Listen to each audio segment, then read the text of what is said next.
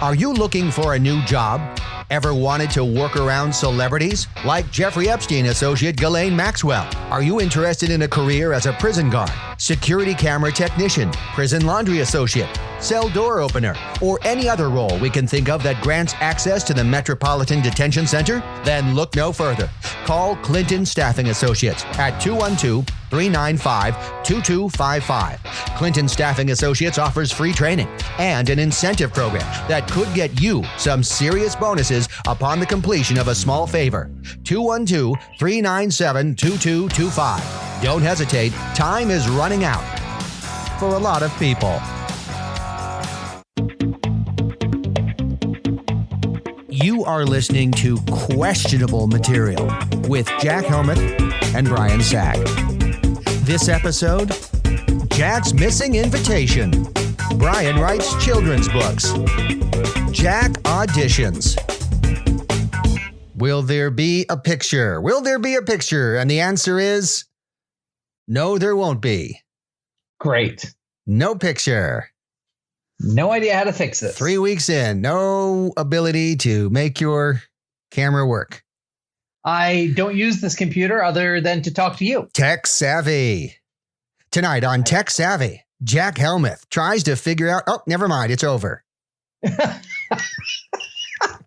I can't figure out how to get this. My kids used the internal camera of this computer for some class, and ever since then, it's been shut off, and I can't get it to work. So I get to talk to a void. You get to see me, but I get to talk to just this void. Yeah, and the last few episodes of the podcast have been pretty good that way. Wow. Okay. I'll just pretend there's a pretty young lady at the end of this picture. There is. On the other side of this. There is. Oh, you're a pretty young lady? Yeah, I identify as that today. Oh, good. Okay. I will honor that. Thank you. By using the proper pronouns. Why are they pronouns? Well, I don't want anything to do with anti-nouns. That's for sure. Good point. Thank you. So, I saw on Twitter. Yeah. That you had some sort of gathering to celebrate, white power or something like that. It's a 4th of July party, I guess. The 4th of July party is what we call it. We go by 4th of July, birth of the nation, the celebration of the country's independence from Great Britain, from the king. Oh, okay. Freedom from monarchy. So I saw on Twitter that you had a bunch of friends over. Yes. Sounds fun. Oh, great. It was great.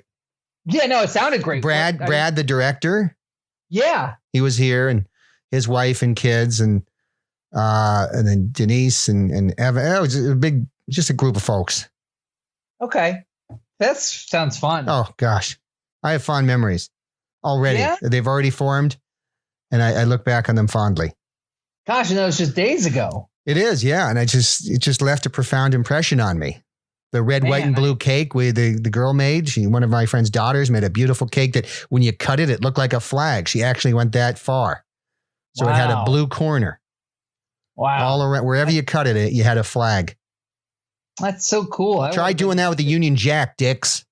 That would have been fun to eat. That sounds great. It was delish. Yeah, she was very good. She's very good, very talented baker.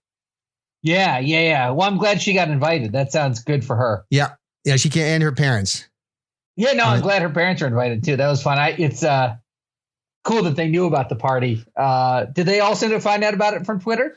No, we told them. We sent them a text message saying, "Hey, we're having folks over for the 4th. Would you be interested?"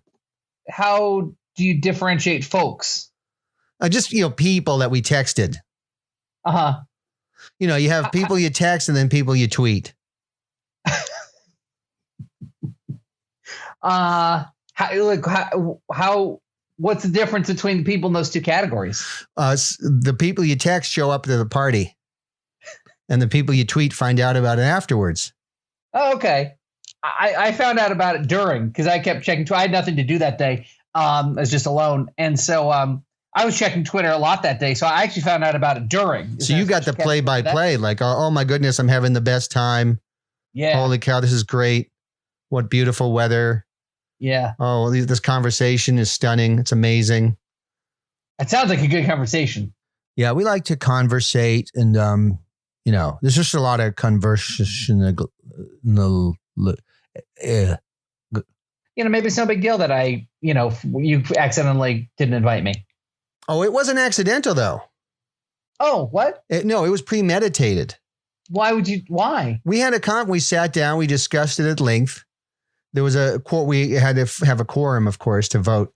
We made the quorum and then everybody voted. And this is your family, the four of you? No, well, it was a large group. I call Brian's associates. Oh, okay. And I invite them in for big decisions. Just your associates you bring in for big decisions? Yeah. I bring them in and they vote on it. Like, do I have a third child? Obviously, they voted no. I guess. Well, wouldn't that just be a vote between you and your wife? Not when you have Brian's associates. What does it take to make the Brian's associates team? Well, there's a little application. And then, I meet with you. I do a little mixed martial arts demonstration. What? Yeah. And if you laugh, then you're out. You have to sit there with a straight face and pretend I know what I'm doing. And I'll do stuff like ha-cha.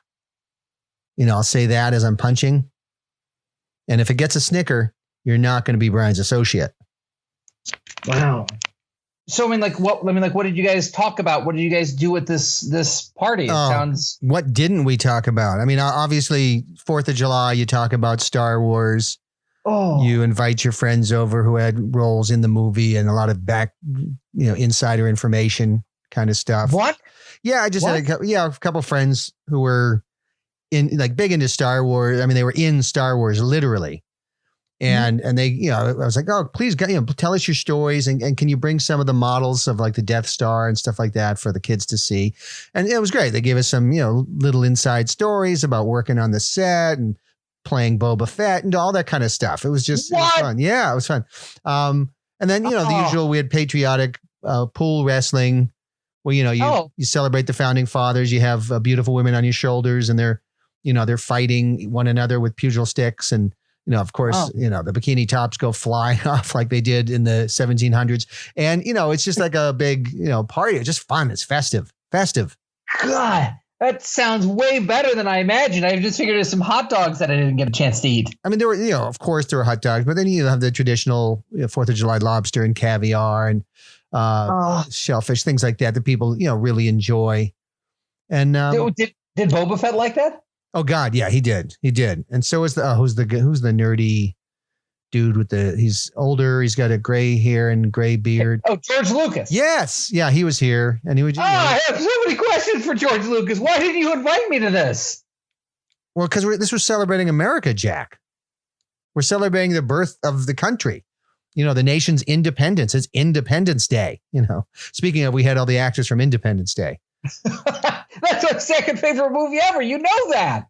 Yeah, I love Smith. I didn't put two and two together, quite honestly. I didn't think about it. I did not think about it. You're right. You would have loved it here. All the Star Wars talk, all the Independence Day actors, Will Smith, very funny in person. I always thought he was kind of a weirdo, from afar, but getting to know him personally and spending a lot of time with him seems like really, really a great guy. And so like Randy Quaid and Boba Fett and you were like sitting around drinking drinks, alcoholic, delicious drinks, talking about movies. Yeah, and there was a sweet drinks bar because I know you like only sweet alcoholic drinks, and there was a big sweet drinks bar like you do have for the 4th of July to kind of celebrate that because that was Ben Franklin's thing, and so there's a whole bar of syrupy, sweet alcoholic beverages that you probably would have loved. And you know what? I'm kicking myself now. I did not think about it. I should have totally invited you.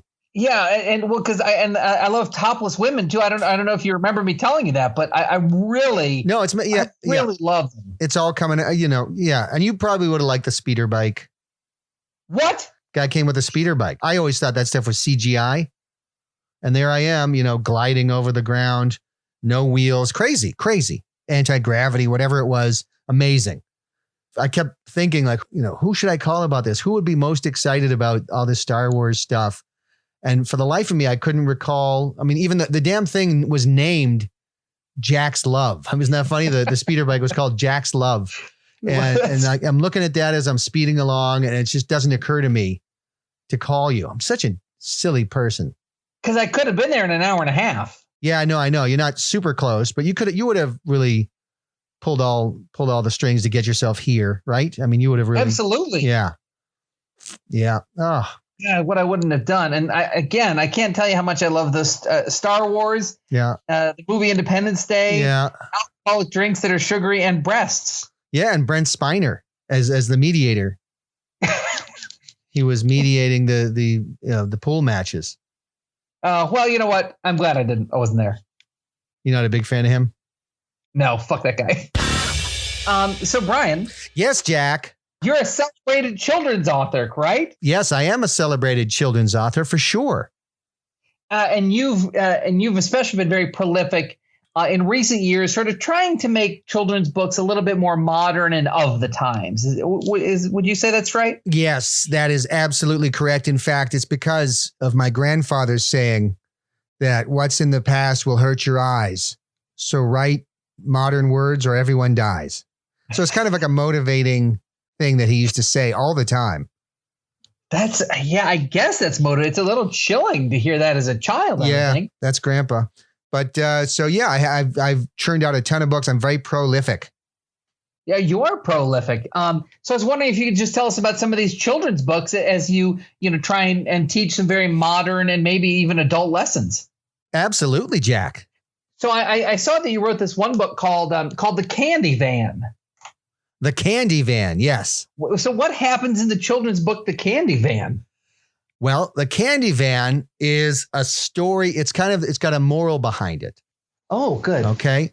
And the moral is, it's good to take chances. If you don't take chances, you don't succeed. Mm-hmm. So, I wanted kids to understand that if you don't take chances, you don't succeed. So, all these people, these successful people, the Jeff Bezoses of the world, the Elon Musks, these people, they all took chances, right? They gambled in a way and they hit it big. And so I wanted kids to see this. So I think, the common belief is if a van, like a white beat up van, kind of slowly crawls through the neighborhood and stops across from a playground. And this old man with tattered overalls and thick glasses and facial hair kind of looks out and beckons to the kids and says, "Hey, kids, I've got candy." We have been teaching kids, run away from that, stranger danger, stay away, take no chances. And so I thought, I had a better message. And that was, you go right up to that van, you open up that back door, you close it, and you say, "Let's go." Oh my gosh. So that's the protagonist of my book is Gary. And Gary's playing with his friends at the playground. Mm-hmm. And they're all sitting there playing. And then they see this white van. It kind of catches everybody's attention. And they all look over. And in the story, all the kids, kind of look over. And they see this van and they think, okay. And they look at one another like, oh, we know what's up. Except for Gary. And Gary stands up and he looks at all his friends and he says, "I'm taking chances because I want to go places." And he runs away from his friends. His friends are like, "No, Gary, don't do it. No, Gary." And they just watch him walk right up, open up the van, get in, and then the van takes off. Wow, that's so cool. Okay, then what happens? He wakes up in paradise.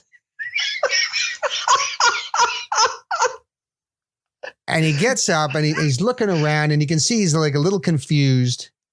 And then he sees puppies and rainbows and the clouds are made out of marshmallows and the rivers run with milk chocolate. And, he is happy as he could ever be. All slices of pizza grow on trees, his favorite. And he's just running through the meadow. And in the meadow, there are no ticks to give you Lyme disease. There are no bugs of any kind. It's beautiful green grass and it feels so good on the skin. And you hear this music, this choral music just kind of wafting through the air. And he's just running through the fields. Wow, that's so cool. Yeah. So and that's the thing. And he wants to tell his friends, that, I took a chance and here I am surrounded by everything I love, this paradise. Yeah. And so he comes to his friends in the form of an apparition. The kids are at the playground. This is a couple weeks later. And they're kind of just sitting around solemn. And then he just kind of materializes very faintly out of thin air. And he just says, it's everything I ever dreamed. I took a chance and here I am. Ha ha. Wow. Yeah. Oh, so he gives him a little mocking laugh? Yeah, he goes, ha ha ha. And what do the kids in the playground do? The kids shit their pants because, he's a ghost. And, that's how they interpret it. And so they freak out and start running. Wow. Yeah.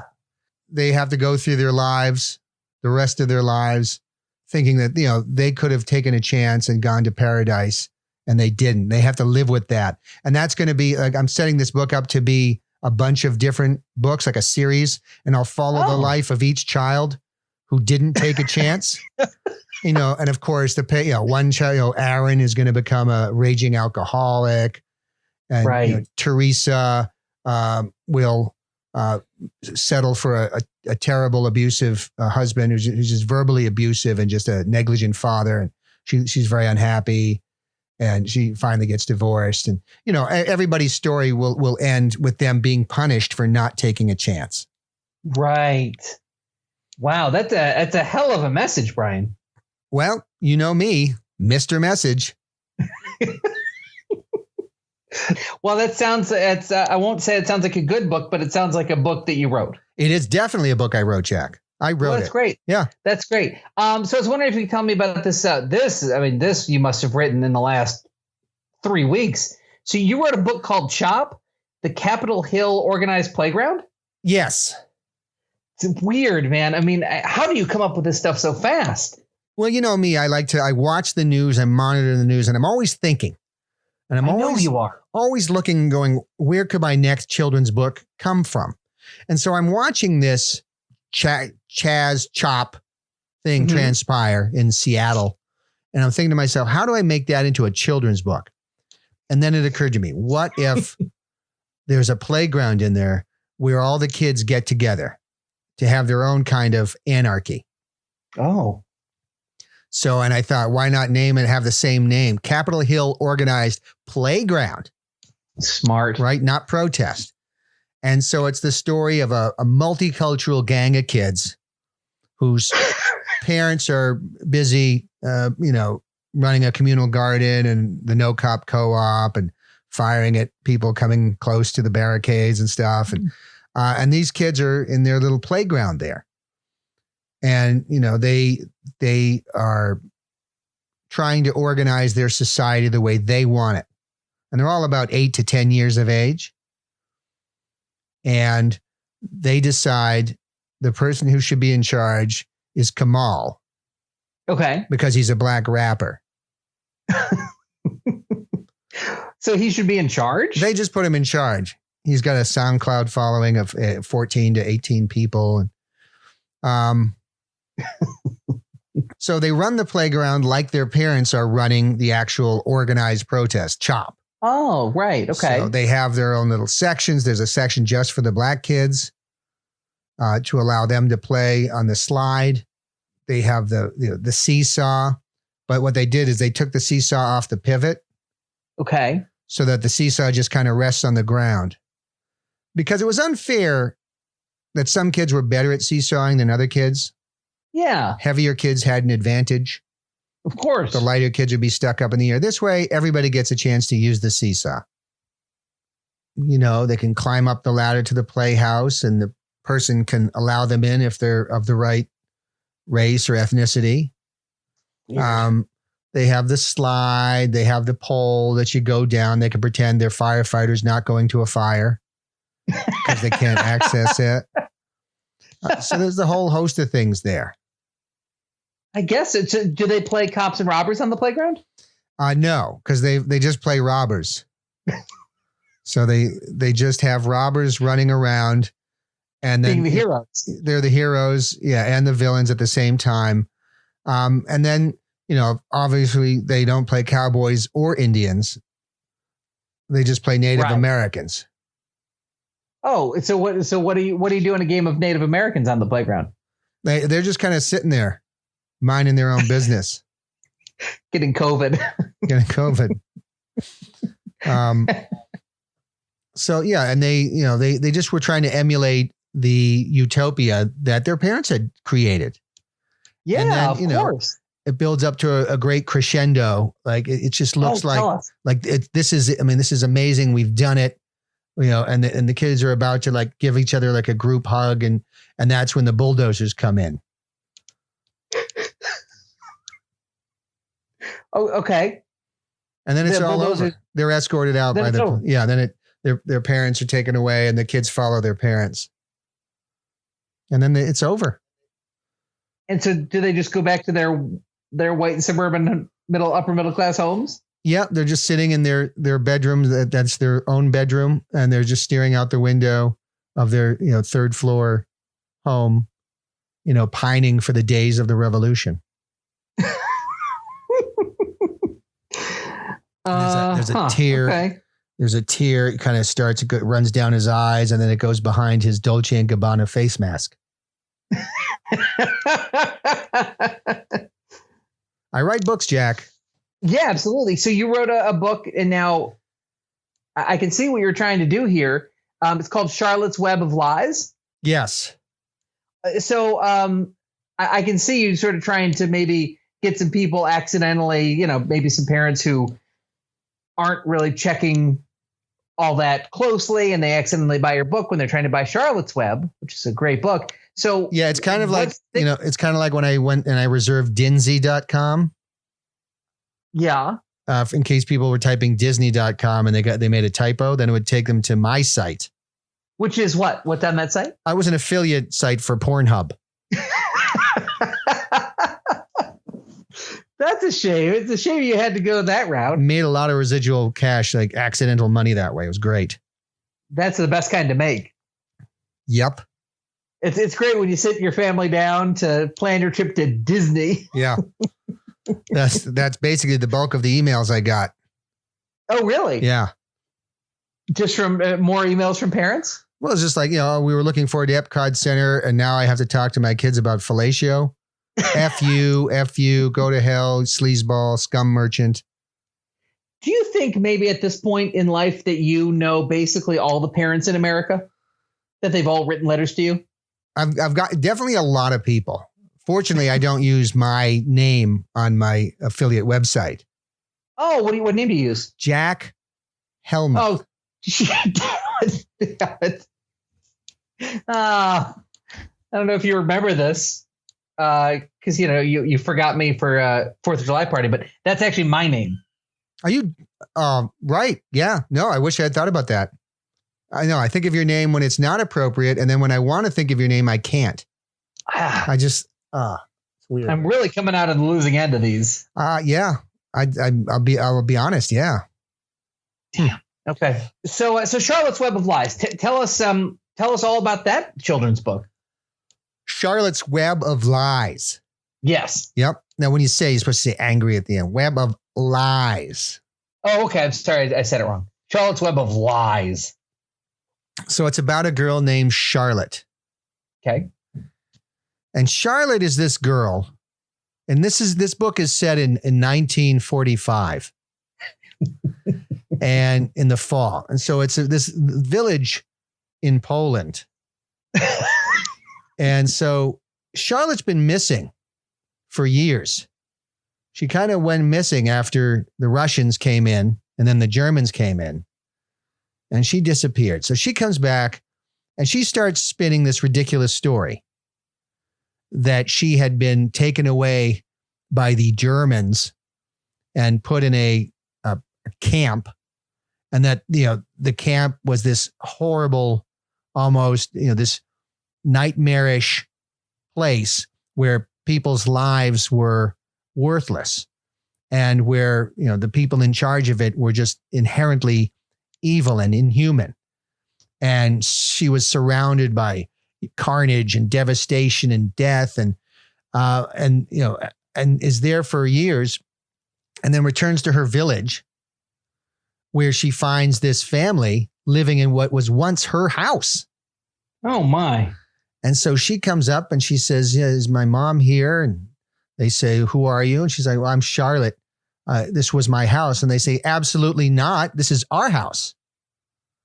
And so Charlotte starts going around this town telling people that these people stole her family home and that she's supposed to live here. Her stuff is still there. She knows her bedroom. She knows the house inside and out. And the whole town unites to fight against her and her web of lies. Because clearly she's just trying to steal this house from this nice family who just recently moved in.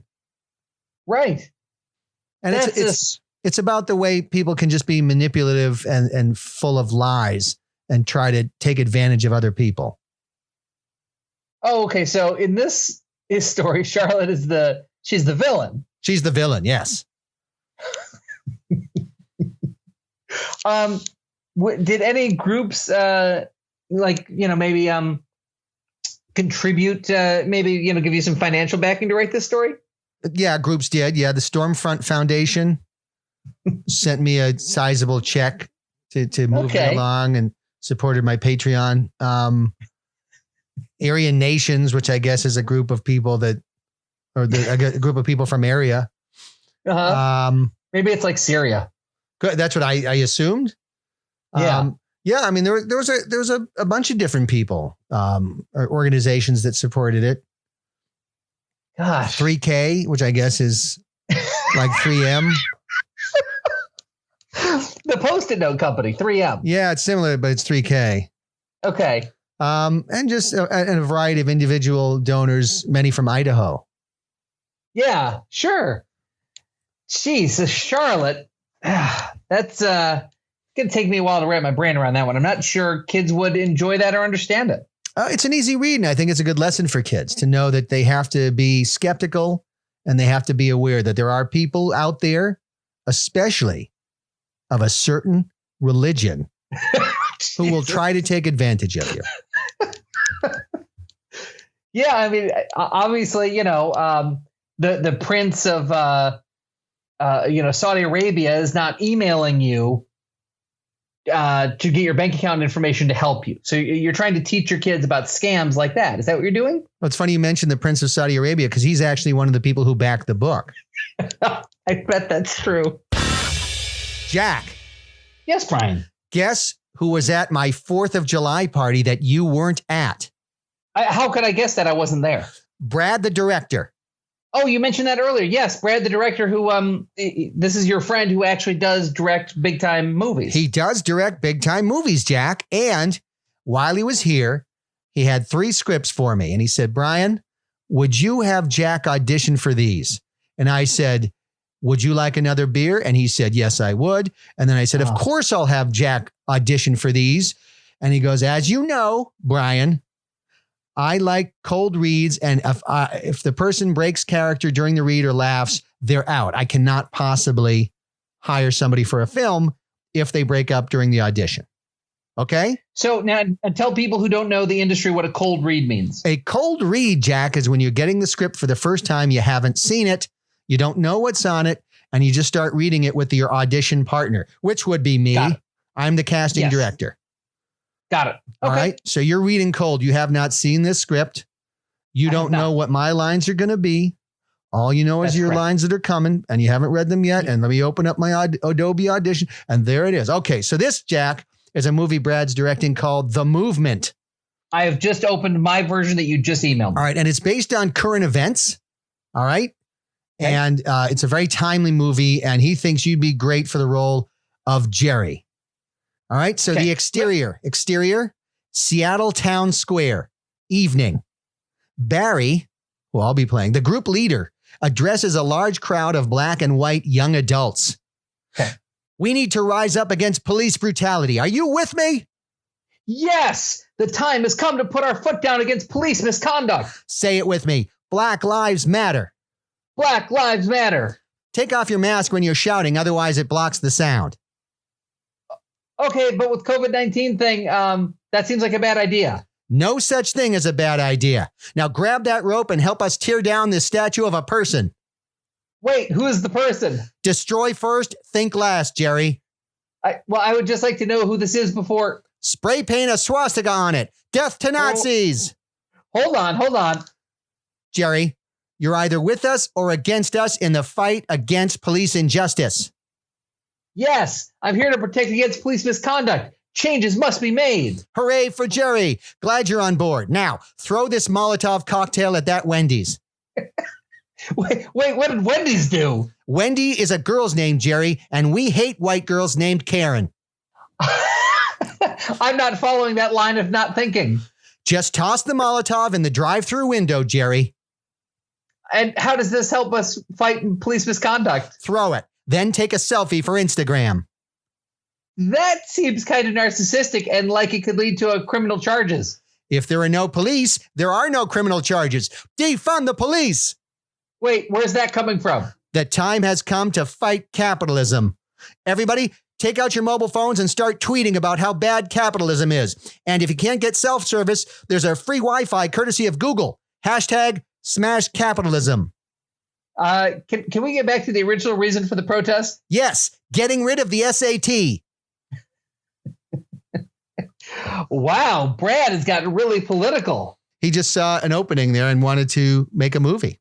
I guess so. It's a bit of a hot mess. How did I do? Well, you broke up in the middle of it, didn't you? Yeah, I did a little bit.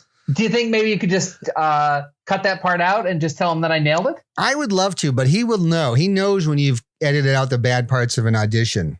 I really want to get this role. He's a super sharp that way. Like, he's very perceptive and he's not going to be tricked. You know what I'm saying?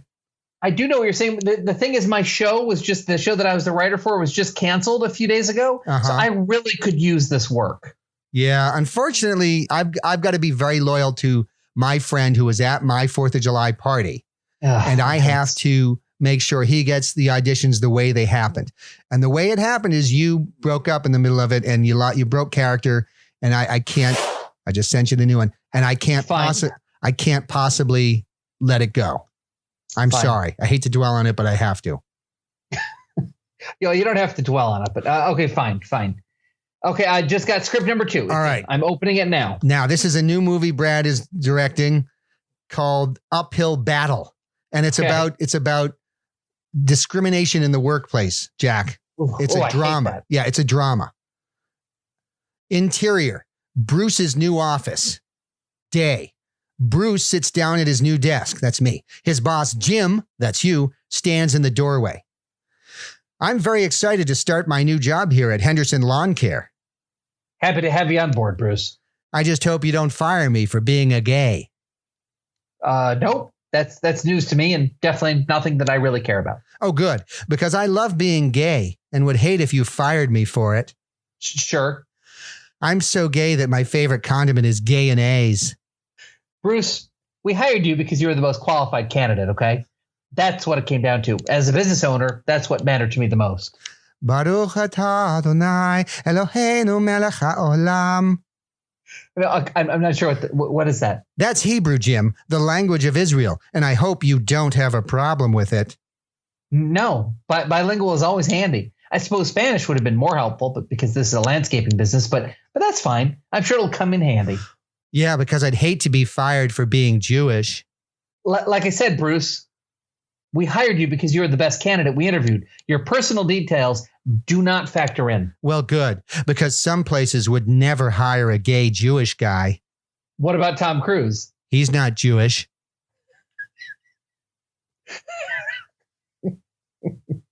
Okay, well, like I said, glad you're on board. I'll leave you to set up your office. And what the hell are you doing? What's the matter, Jim? Do you have a problem with a gay Jewish person of color? No, you just put on blackface. You can't do that. That's a racist callback to minstrel shows. I knew you had it in for me the moment I showed up for this job. What? You know what? That's just plain offensive. You're fired. You need to get out before the other employees see you. I see. Didn't take long for the bigotry to rear its ugly head, did it, Jim? Get out. Get out now. Is this how you treat a woman? Brad is all over the place with his writing. This guy just really wanted to be discriminated against, it seems. It did sort of come out that way. Maybe it's a medical condition. Somebody's just looking for offense or something. Maybe. I mean, it's too bad because Bruce seemed very qualified for the job. And yet, there he is. There's something wrong with Bruce, I guess. That's a powerful message. I guess so. Is it a message that I'll be portraying on screen? No. Oh. You know why? Yeah. Tom Cruise got me. The Tom Cruise line. You broke character, sadly. That's weird. Sometimes it seems like Brad puts these landmines in there to trip me up, which I know is ridiculous. But no, he's trying to get the best possible audition from you. Yeah. And I don't see why he would do such a thing. I just sent the third script. And by the way, that would be a really weird 2-hour-long drama. That whole movie. That I'm not sure what else would happen in that. It might have been a mini series. I don't remember. Yeah, a lot of those selling these days. Okay, I've just gotten the third script. All right. I really, really want to get this. This is a Vietnam movie. Oh, great. Called General Mills Presents the Battle of Ap Bac. So it's a movie. It's a new thing. It's sponsored by General Mills. Weird. And it's a Vietnam drama. And you would be playing Captain Jackson. Interior operations tent near Ap Bac. Daytime. Colonel Briggs, played by me, addresses several other officers, including Captain Jackson. That's you. Gentlemen, Signals Intelligence reports that Viet Cong chatter has been exceptionally high. What does that mean, Colonel? I'd say an attack is imminent. Probably tonight, coming from the direction of Nature Valley. I see. So they're up to their old tricks again. Correct. Thank God we intercepted their communications. You can count your lucky charms. Some people count their lucky charms, Colonel. I count Chocula. You're a good man, Jackson. A good man in a...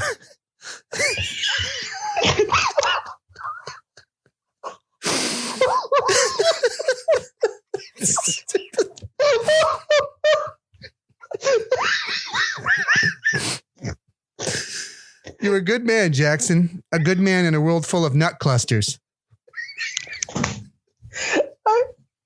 I need to make sure my radio is operational, Colonel. Checks 1 2. Checks 1 2. Good. It works. Now, before we launch our preemptive attack, we're going to napalm their positions. Excellent. That should leave them cookie crisp.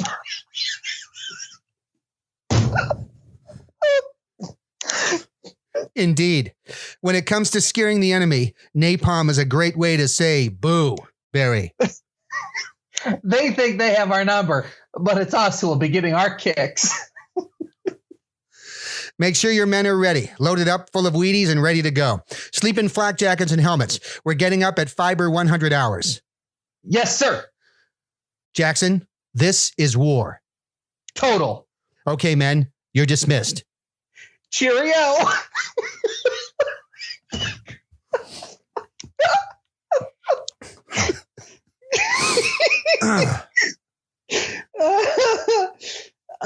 Wow. Yeah. How'd I do? You know how you did. Jack, that was an episode. It was an episode, and it's over now. Thanks for the reviews, people. Oh, we did get new reviews. Yes. So anyway, good luck to those people about to review our podcast. We look forward to reading those and helping our podcast grow. I look forward to helping you grow, Jack. Thank you. That was questionable material. Make sure to subscribe to the podcast. Make sure to review the podcast. Make sure to visit qmpodcast.com.